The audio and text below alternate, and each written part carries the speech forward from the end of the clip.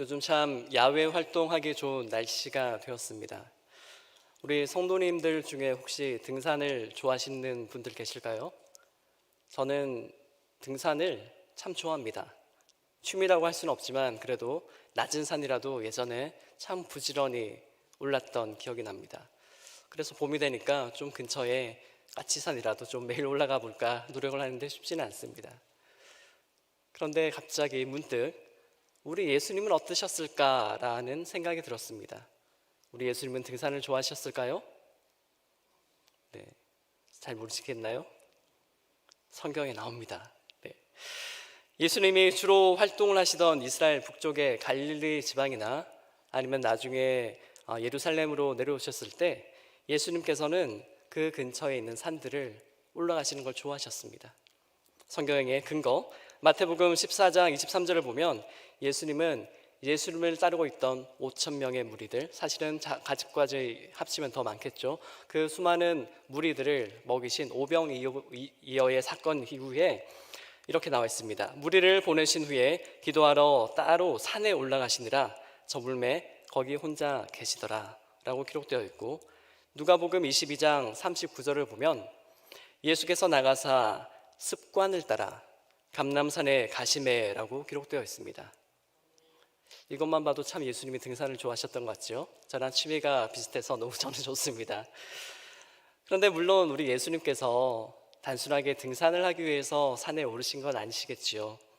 바로 기도하시던 습관을 따라서 등산을 하신다라고 그렇게 기록을 하고 있습니다. 그런데 복음서의 다른 곳에서는 그 이유 말고도 예수님께서 산에 오르신 일들이 많이 기록이 되었습니다. 오늘 우리가 읽은 마가복음 9장 14절에서 29절의 사건 역시 예수님께서 그의 제자, 수제자 1, 2, 3 이렇게 있습니다. 베드로, 요한, 야고보를 데리고 등산을 하신 후에 발생한 사건입니다. 예수님께서 오르신 산은 주로 교회에서 변화산 혹은 변모산이라고 부르는 산입니다.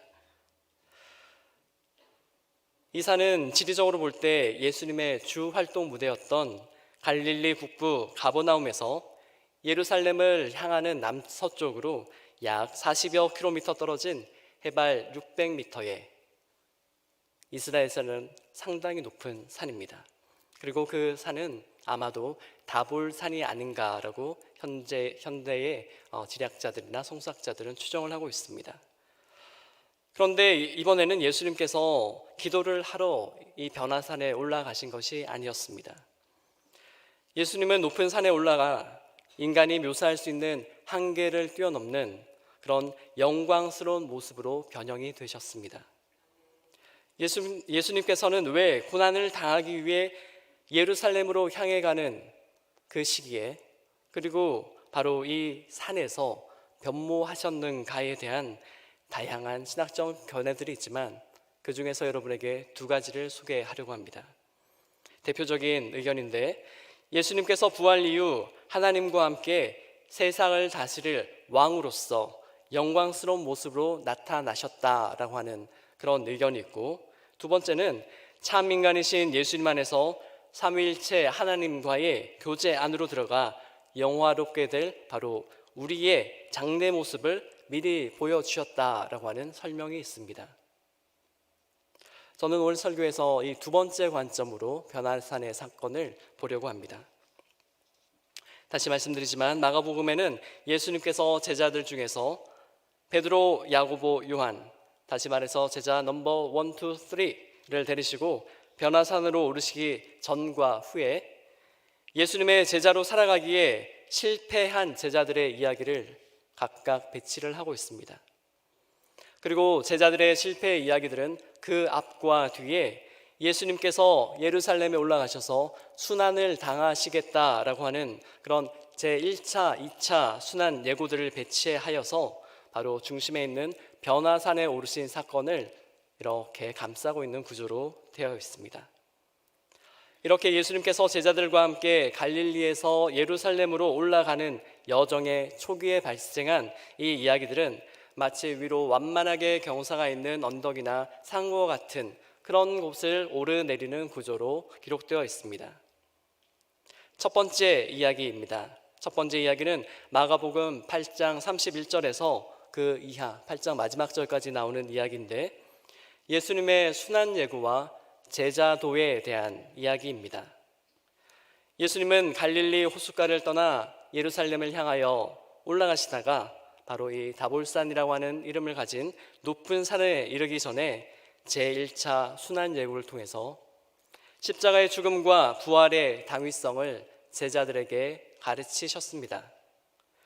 예수님께서 세상을 위해 돌아가셔야 주님을 따르는 자들이 부활의 영광을 누릴 수 있기 때문입니다.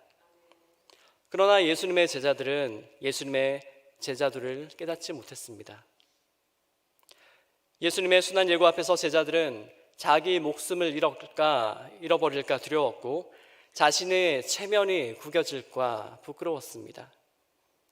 예수님의 제자도는 자기 십자가를 지고 예수님을 따르라는 가르침입니다. 예수님과 복음을 위해 자기 목숨을 잃어버리고자 한다면 오히려 그 목숨을 구원할 수 있다는 말씀입니다. 여기에서 목숨은 중의적인 두 가지 의미로 해석할 수 있습니다. 조건절인 자기 목숨을 잃어버리고자 한다면에서의 목숨은 생명이라는 근본적인 뜻 외에 욕망이라고 하는 뜻이 있습니다. 예수님의 제자도는 자기 중심적인 욕망을 죽이고 오직 예수님과 복음을 위해 살아간다는 조건을 충족시켜야 하지만 자기 생명의 구원이라고 하는 그러한 결과에 이를 수 있다라고 하는 가르침입니다. 그러나 예수님의 수제자로 꼽히던 베드로마저 그 제자도를 이해하지 못했습니다. 자기 중심적인 욕망으로 예수님께 항변했고 그 결과 예수님으로부터 사탄아 내 뒤로 물러서라 라고 하는 꾸짖음을 들었을 정도였으니 다른 제자들 역시도 예수님의 제자도를 이해하지 못했을 것은 뻔한 사실입니다. 겉으로 예수님을 따르는 제자라고 자부하지만 온 세상을 위한 십자가의 길로 가시려는 예수님의 앞을 막고 자신이 확신하는 그러한 방법으로 예수님의 길, 하나님의 길을 막는 대적자, 바로 사탄으로 그들이 전락하고만 것이지요. 그러나 예수님은 이렇게 한번 실패했던 제자들에게 예수님의 뒤로 물러나서 이제는 예수님의 뒤를 따르는 제자가 될 수 있는 기회를 다시 한번 주셨습니다.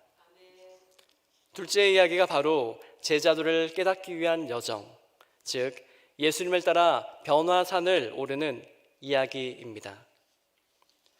우리가 평소에 그다지 높지 않은 동네 뒷산을 올라갈 때는 별다른 준비가 없지요. 그냥 간단하게 체육복 차려입고 올라가면 됩니다. 그런데 우리가 이름만 들어도 무시무시한 히말라야나 에베레스트 같은 산을 올라가기 위해서는 반드시 그 산을 올라가기 위해서 전문가의 지도를 받고 도움을 받아야 합니다. 이처럼 자기 힘으로 예수님의 고난의 길을 바꿔 보려다 실패했던 제자들은 이제 예수님의 뒤만 따라서 한 걸음 한 걸음씩 높은 변화산으로 올라가는 산악훈련 방식의 제자 훈련을 받게 됩니다. 그리고 제자들은 주님께서 다시 오실 그날에 예수님처럼 변화될 인간의 영화로운 미래를 바로 눈으로 보고 거기에 대한 소망을 품고 하나님의 아들이신 예수님의 음성을 듣고 따르기 위해서 아직은 그 소망이 실현되지 않은 산 아래의 현실로 다시 내려가 다시 복음을 위해 다시 자기 십자가를 지고 제자로 살아갈 용기를 얻게 되었습니다. 사랑하는 성도 여러분, 여러분의 제자도는 다시 복음, 다시 십자가의 정신을 따르기 위해 여러분의 생명과 여러분의 욕망을 십자가에 못 박을 준비가 되어 있으십니까? 이제 변화산을 내려온 예수님과 함께 하는 여정의 셋째 이야기, 바로 그 이야기가 펼쳐집니다. 오늘의 본문의 말씀입니다. 변화산 아래에는 인간의 영화로운 미래상과 정반대되는 모습을 지닌 한 사람이 등장합니다. 마가복음 9장 25절에 예수님의 말씀에 따르면 말 못하고 못 듣는 귀신, 다시 말하면 말 못하게 하고 말 못 듣게 하는 귀신 들린 한 아이입니다. 일부 성서학자들은 마가복음이 묘사하는 이 아이의 의료적인 상태에 주목하였습니다. 이들은 거꾸러지고 거품을 흘리고 이를 갈며 파리해지는 것과 같은 아이의 의료적인 상태를 보고 이 아이가 예전 말로 하면 간질 혹은 뇌전증이라고 하는 질병을 겪고 있다고 보고 이 이야기를 간질병에 걸린 아이의 치유라고 하는 제목을 붙이기도 하였습니다. 실제로 마태복음 17장 15절에서 이 아이가 겪고 있는 상태를 우리말 성경에서는 간질로 번역하기도 하였습니다. 그러나 이런 질병을 겪고 있다고 말을 못하거나 혹은 듣지 못하지는 않습니다. 마가복음은 이 아이의 증상이 어떠한 질병에 의한 것이 아니라 악한 영에 의해 지배를 받고 있다라고 전하고 있는 것입니다. 변화산 위에서 영화롭게 된 예수님의 모습과 대조해서, 다시 말해 인간의 영화로운 미래상과 대조해서 산 아래에서 여전히 악한 영의 지배 아래에 놓여서 온몸이 마비된 채 옴짝달싹 못하는 인간의 비참한 처지를 이 아이를 통해서 보여주고 있는 것입니다. 말 못하는 악령은 이 아이의 입을 막아서 억압받는 자신의 처지를 누구에게도 호소하지도 못하게 만들고 있습니다. 그리고 못 듣는 악령은 이 아이의 귀를 꽉 막아버려서 이 아이를 구원할 복음의 메시지도 듣지 못하게 만들고 있습니다. 하나님을 찬양하여야 할 인간의 입이 막히자 귀신의 소리만 들렸습니다. 복음을 들어야 할 귀가 막히자 인간성이 실종되고 생명의 생기가 사라져간 것입니다.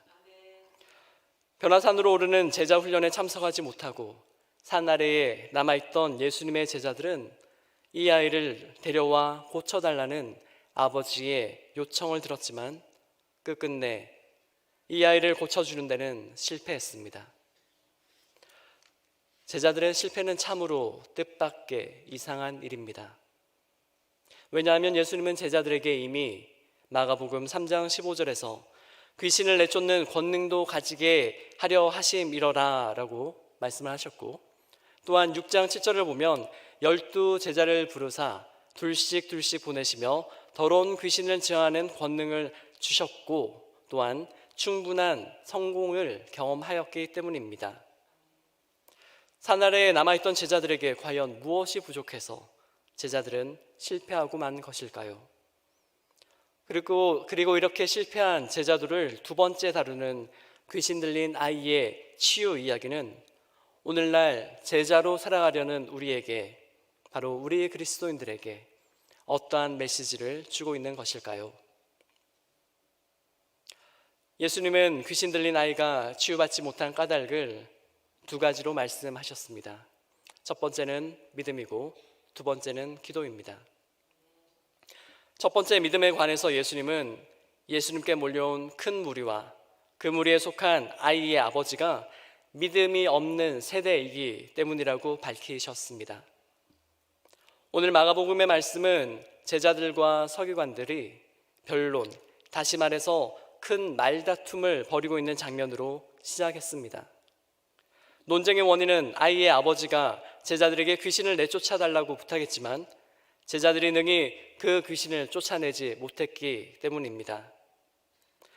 말 못하게 귀신 들린 이 아이를 놓고 이 아이를 고치는 문제에 대해서 제자들을 둘러싸고 있는 큰 무리들이 논쟁을 펼치고 있었는데, 그 가운데로 지금 막 변화산에서 내려오신 예수님과 그의 제자 일행이 내려왔습니다.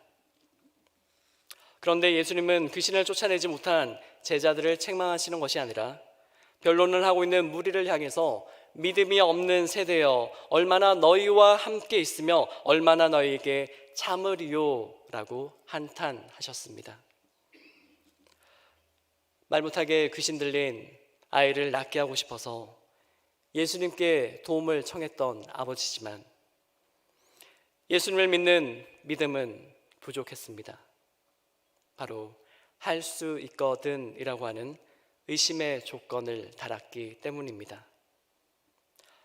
그러나 예수님께서는 간구하는 사람들에게 하나님에 대한 전적인 믿음을 요구하십니다. 이제 23절의 말씀을 다 함께 읽겠습니다. 오늘 본문 23절의 말씀입니다. 성경을 보시고 읽으시면 좋겠습니다. 예수께서 이르시되 할 수 있거든이 무슨 말이냐, 믿는 자에게는 능히 하지 못할 일이 없느니라 하시니. 아멘. 예수님은 믿는 자에게 불가능은 없다고 말씀하십니다. 그런데 예수님께서 말씀하신 믿음이란 어떤 믿음일까요? 믿음을 요청하는 예수님의 말씀에 대한 아버지의 응답을 살펴보겠습니다. 이어서 24절의 말씀을 다 함께 읽겠습니다. 시작. 곧 그 아이의 아버지가 소리를 질러 이르되 내가 믿나이다, 나의 믿음 없는 것을 도와주소서 하더라. 아멘.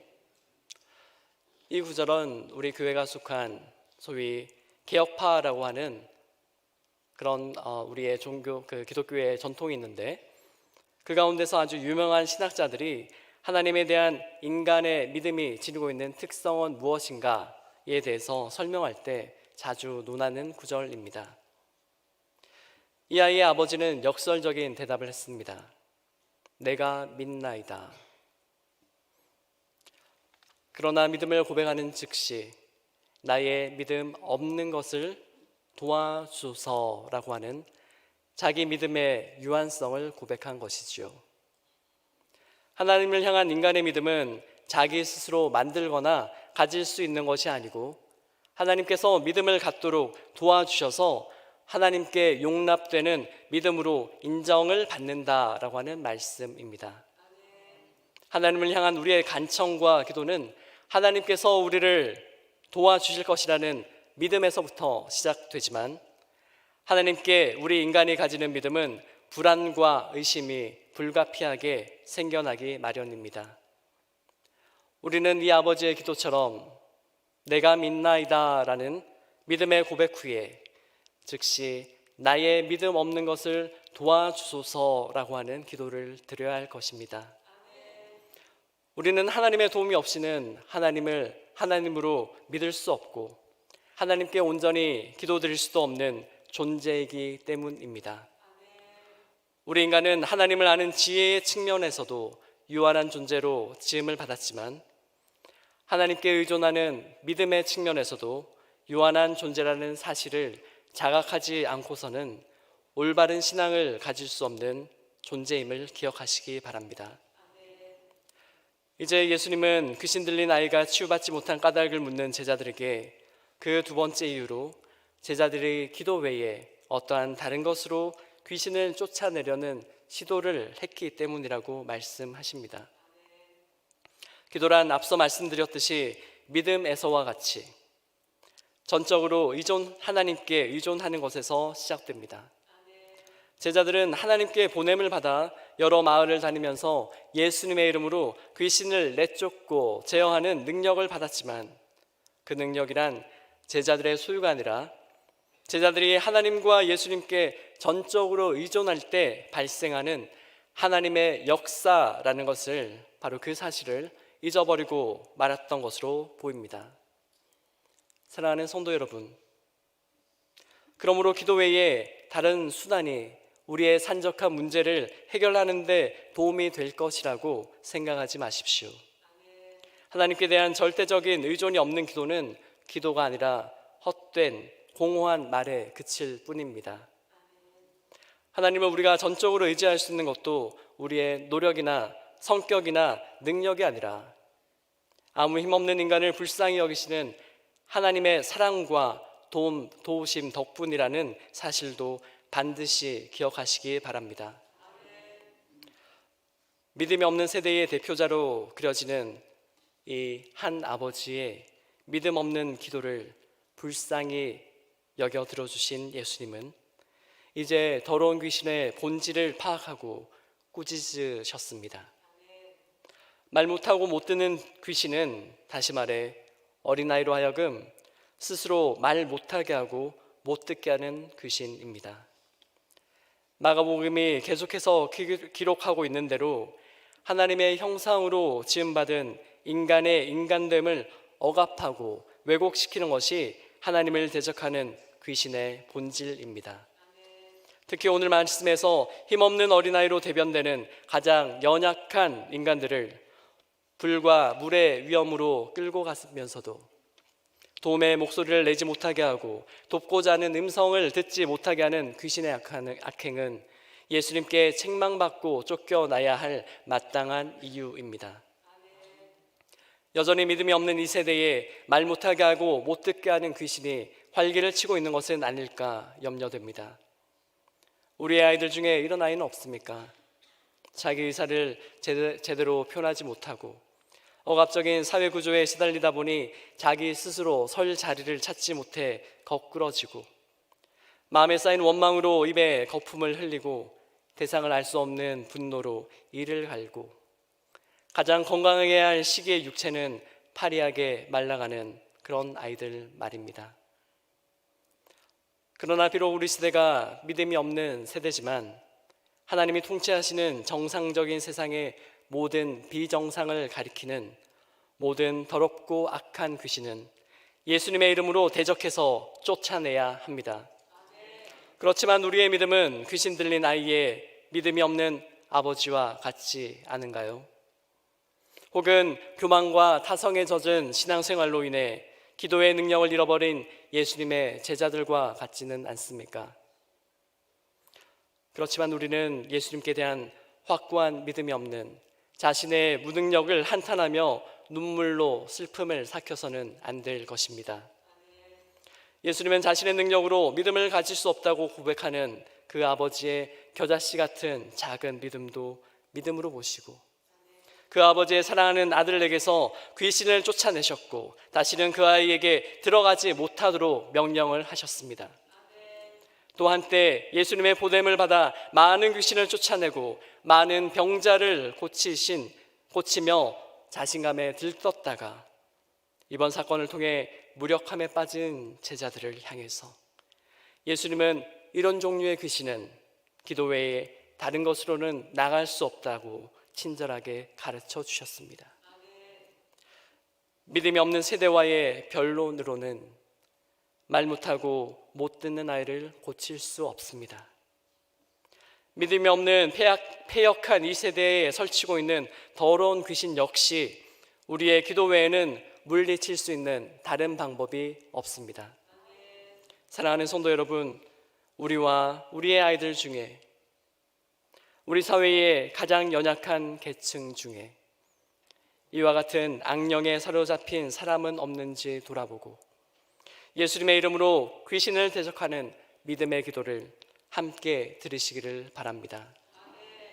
아직 변화산의 예수님을 닮은 영화로운 인간의 미래는 우리에게 아직 도달하지 않았습니다.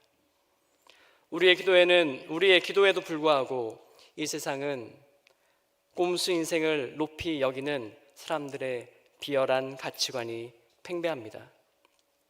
비열함을 성공 비법이라고 뻔뻔하게 자랑하고 다니는 악한 사람들이 세상에 판을 치는 것을 보면 여전히 그러한 악한 영이 이 세상에 판치고 있는 것인지도 모르겠습니다. 그렇기 때문에 그런 악한 자들을 우리 주변에서 자주 본다고 하는 것이 낯선 이상한 일은 아닐 것입니다.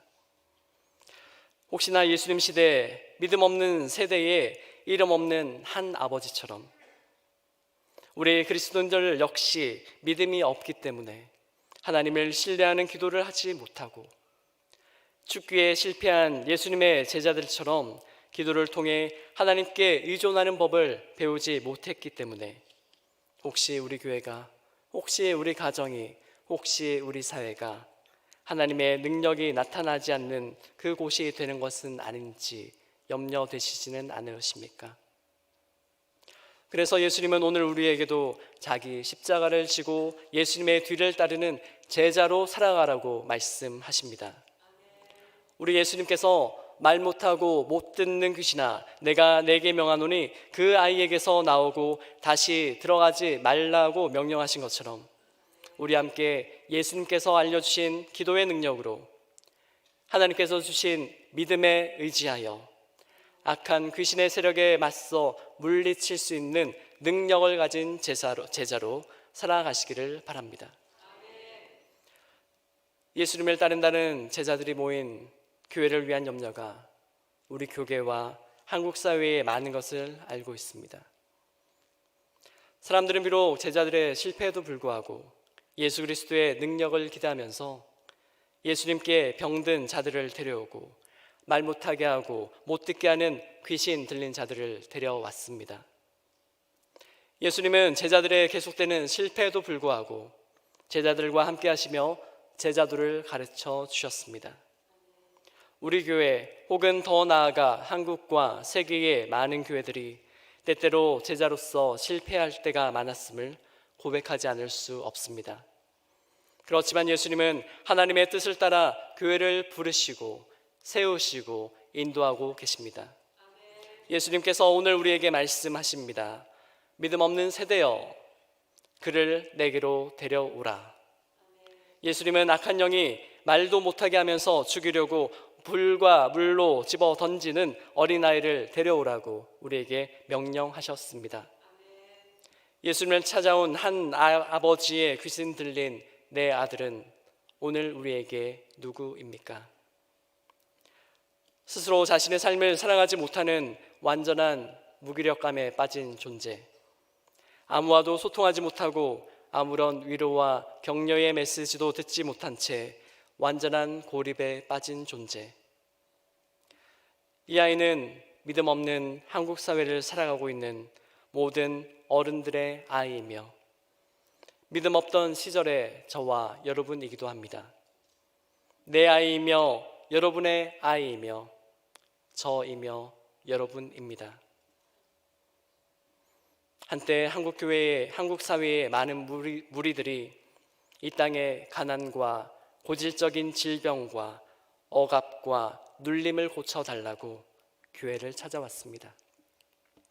수많은 교회들이 예수님을 따르는 제자를 자처하며 온갖 종류의 제자훈련 프로그램을 만들어서 한국 사회를 고치겠다고 자랑해 왔습니다.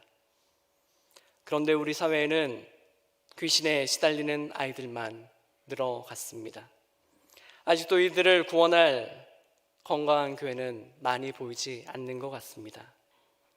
한 사람의 생명, 그 사람이 꾸리는 가족의 삶보다 돈을 귀하게 여기는 돈 귀신이 들린 사람들이 오늘도 여전히 나와 여러분의 아이의 입과 귀를 틀어막고 있지는 않습니까?